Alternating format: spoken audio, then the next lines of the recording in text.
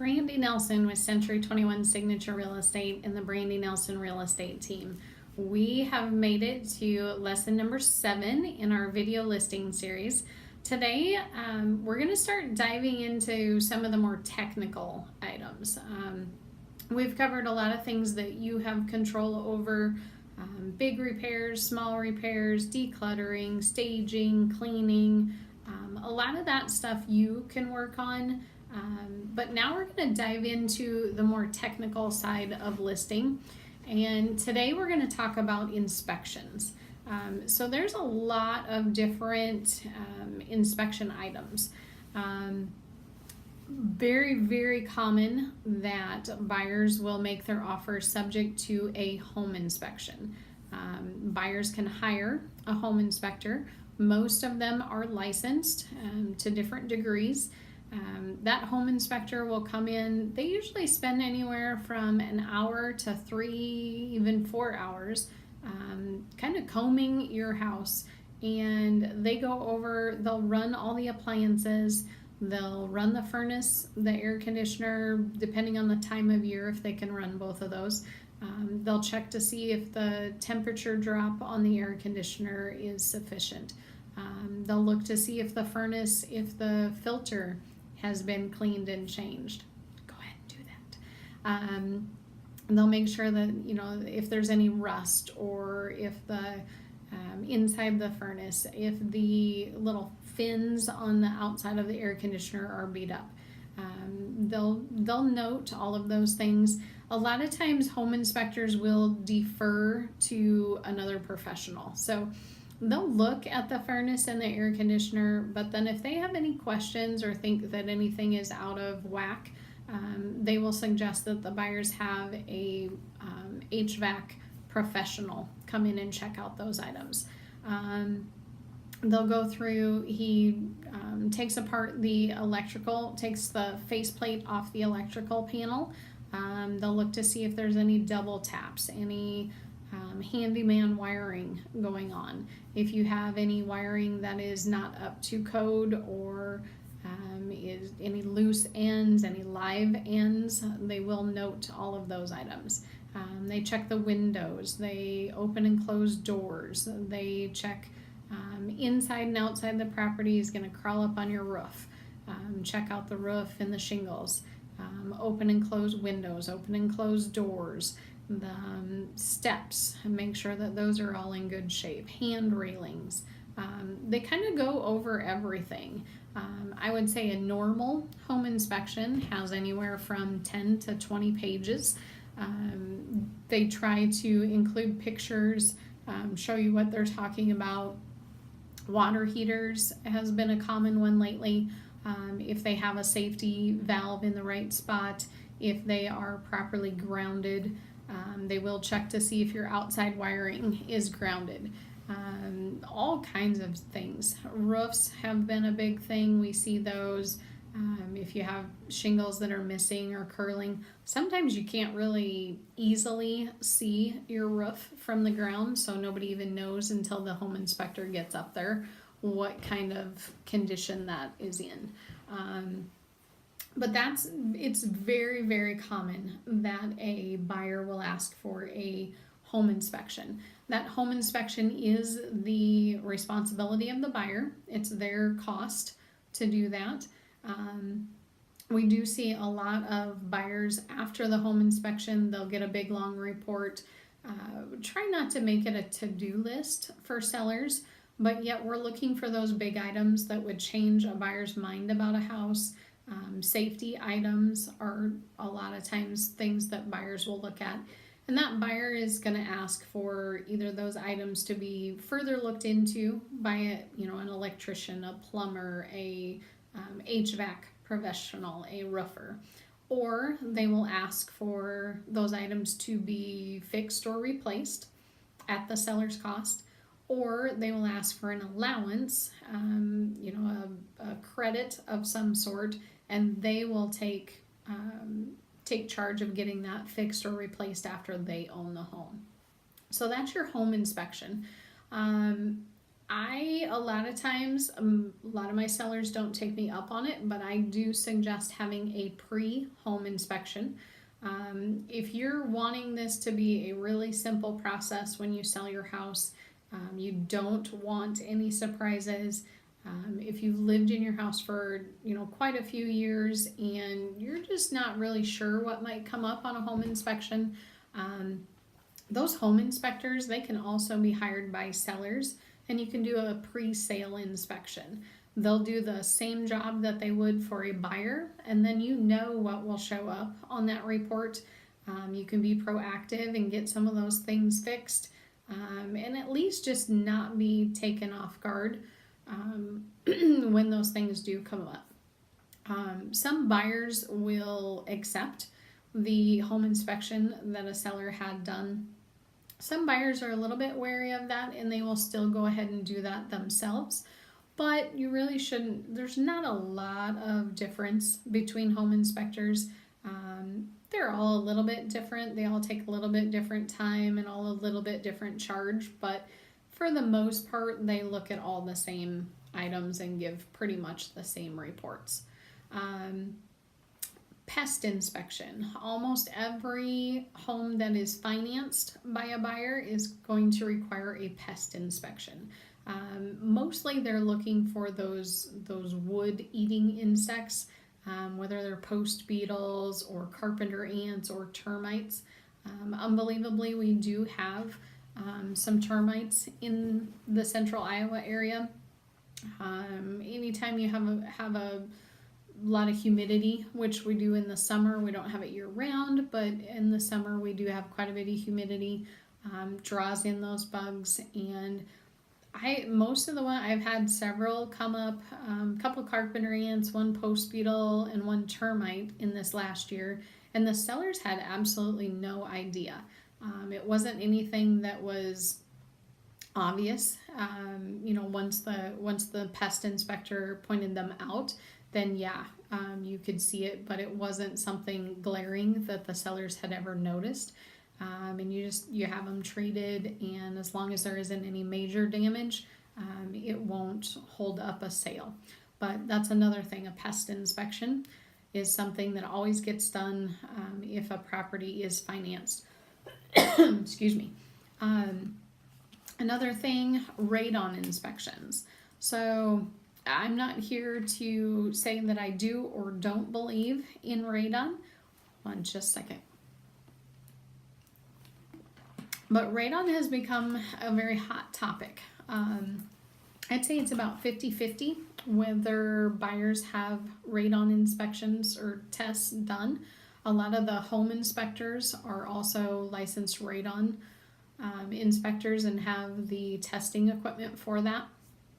If you have had a radon inspection test done, whether it's a home test or a professional test, you do need to disclose those results to the buyers on the seller disclosure that your agent can provide. But I think I would just be prepared. Whether you believe in radon or not, it's what your buyer believes. A lot of them, we hear it more and more. It's in the news. We see a lot of tests and studies and a lot of theories about radon and what it can do coming up in the news, and it's a lot more top of mind for buyers. So I would definitely be ready for that. There's a lot of home kits. Again, if you have a pre-home inspection done, you can have a radon test done. If your home has a high level of radon and the buyer asks for it to be mitigated or a system installed, those systems, there's a wide range of what it can cost to put in a system. A base system in a very simple basement, simple house can start around $1,500. The most expensive one I have put in or been involved with was around $14,000.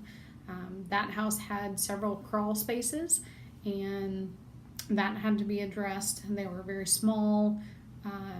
depth-wise, big crawl spaces, but not very big for somebody to get into. So that's where a lot of that price added up. So that again is something that I would definitely be prepared to think about, is radon testing. Buyers are asking for it more and more. It might be something that you want to just go ahead and hit head on.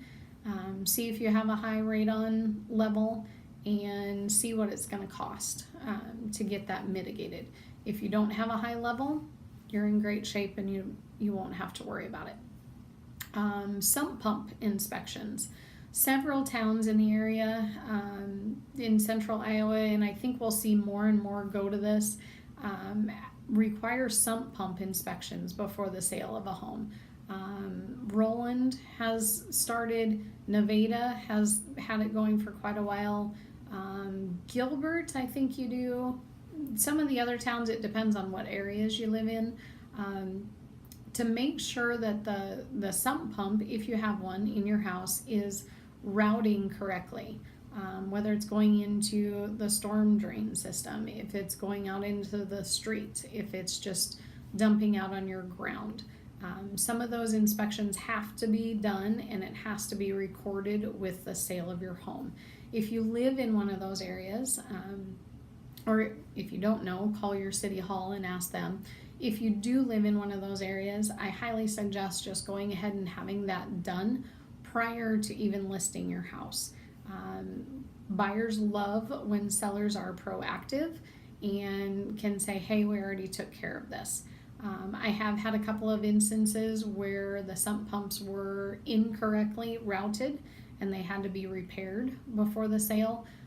Again, that's something that you can be proactive about and know going into it before you're kind of hit head on with all of this stuff. And some of this stuff, I'm talking about inspections and being proactive. When you put your house on the market and you accept an offer, from the time you accept an offer until closing, generally it can be as fast as about 30 days. More than likely it's in that 45-day range, which sounds like quite a bit of time until you start thinking about you need to pack, you need to find a new place to live, you need to get all of these things done. This stuff, if you can get it done beforehand and not within that 45-day period, 30 or 45-day period, you're going to be a whole lot happier with me than when I'm saying we need this, we need this, we need this. Going on with my list, that was sump inspections, septic inspections. If you live on an acreage or if you live in a small town that still has septic systems, in Iowa, we have to have septic inspections. That inspection needs to be within 2 years of the date of sale. So if you have had your septic system pumped and inspected and it's within 2 years of when your property is actually going to sell, you don't have to worry about it. More than likely, you haven't, and most people don't. So your septic system, if it's on an older property, you may have an old system and you may need a new system, or it could be an older system but it just doesn't have an easy access to the septic. Those septics, we have to dig them up, whether it's by hand or with a machine, have access to them. They do have to pump them out, and then an inspector, licensed inspectors in the state of Iowa, there's quite a few, I can get those for you, we'll check it out. A lot of times we see problems with the distribution boxes. Sometimes they're not buried very deep, and if you've driven a vehicle around your house or had a new roof put on and they parked over those, a lot of times we see crushed or cracked distribution boxes. Sometimes we see problems with the lateral lines. Sometimes we see the tanks themselves are either cracked, degrading, or they just aren't big enough. So septic systems, if it's just a distribution box that needs replaced. It can be a few $100s up to, if you need a whole new system, I would say you better plan on that $8,000 to $10,000 range. Some systems even get up into the $16,000 to $20,000 range in certain soil types. So again, that's something that is kind of nice to know going into it. Some of the counties in our state have, before they made it a statewide law, were not real good at enforcing new systems. And so, if you've got a really old system, there's a pretty good chance you're going to need a new septic install. I can definitely get you some names and numbers of people who can pump it, inspect it, and or install if you do need a whole new system. A lot of sellers don't do that until we get their properties sold. But again, keep in mind, it's all a timing issue. If we are, excuse me, if it's winter and we can't get to your septic system, it can pose some problems, especially with financing. A lender for a new buyer does not really want to take the chance that they're going to need a $10,000 to $15,000 septic system installed. So they can hold up financing, or they can require that a large amount of money is held back in escrow. So that could be all your proceeds or a good chunk of it. So if you're going into fall and thinking about listing your house, I would definitely say go ahead, get it pumped, inspected, replaced if you have to before winter. When I'm filming this right now, it is about 2 degrees and a foot of snow on the ground, so we couldn't really do anything right now if we tried. But as long as we get it done before closing, we're good to go. And we do have some plans in place just in case. Let's move on. Furnace and air conditioning systems. We see this a lot. Excuse me. Home inspectors will look at these items when they are doing the home inspection. If they have any question, if they think that a system might have problems, if it has not been well cared for, they will defer to suggesting that you have an HVAC professional come in and look over those items, have them serviced and cleaned. We see that a lot anymore. I would suggest, if you're a person who regularly has these items serviced and cleaned every year, please provide the last 1 or 2 statements that show and prove that you have that done. Go ahead and get an updated one done. If you are not somebody that has that regularly done, I would definitely call a company and have them done. Usually it's kind of a flat fee to service and clean them, unless you need parts or anything like that. Definitely make sure that your furnace has a new clean filter. That's a big one that we see a lot. And the home inspectors do note it, and buyers kind of take that, oh, they're not taking care of their house type of view. So that's an easy thing that you can do, and it's really good for your system. You really should be changing those every 30 to 60 days throughout the year.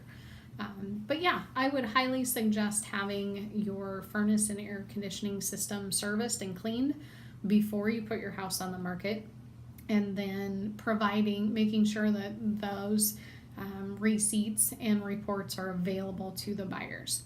So inspections, there's a lot of them. Be prepared for a buyer to do a home inspection.